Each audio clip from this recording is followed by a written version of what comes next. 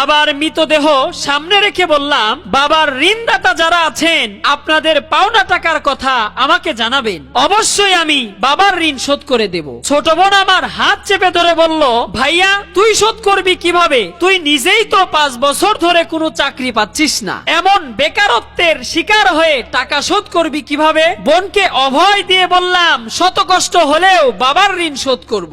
বাবাকে কবরস্থ করার পর সারা রাত আমার ঘুম হলো না, কারণ বোনের বিয়ের বয়স হয়ে গেছে। পরিবারের খরচ না হয় কোনোভাবে চালাবো, কিন্তু বোনের বিয়ে দেব কিভাবে? পরের দিনই ঋণদাতা এসে বাড়িতে হাজির হলো। বাহিরে বের হয়ে এত লোক দেখে ঘামে আমার কপাল ভিজে উঠলো। আমি মৃদু হেসে বললাম, আপনারা বাবার কাছে কত টাকা পান বলুন, আমি চেষ্টা করব শোধ করার জন্য। তাদের মধ্য থেকে একজন এগিয়ে এসে বলল, আমরা ব্যাংক থেকে এসেছি। উনি তার ছেলে মেয়ের জন্য 7 লাখ টাকা ব্যাংকে সঞ্চয় করে রেখে গেছেন, তাই দ্রুত আপনারা ব্যাংকে যোগাযোগ করুন। এ কথা বলে তিনি চলে গেলেন। বাকি লোকগুলোও ছোট ছোট সমিতি থেকে এসেছেন। ওরা জানালেন বাবা তাদের সমিতিতেও 20 টাকা 50 টাকা করে জমিয়েছেন। রাতের বেলায় সব মিলিয়ে হিসাব করে দেখলাম বাবা আমাদের জন্য মোট 11 লাখ টাকা সঞ্চয় করে রেখে গেছেন। মনে পড়ে গেল সেদিন রাতের কথা, যে রাতে আমি বাবাকে বলেছিলাম, আপনি কেমন বাবা? আমাদের ভবিষ্যৎ নিয়ে আপনার কোনো চিন্তা নাই,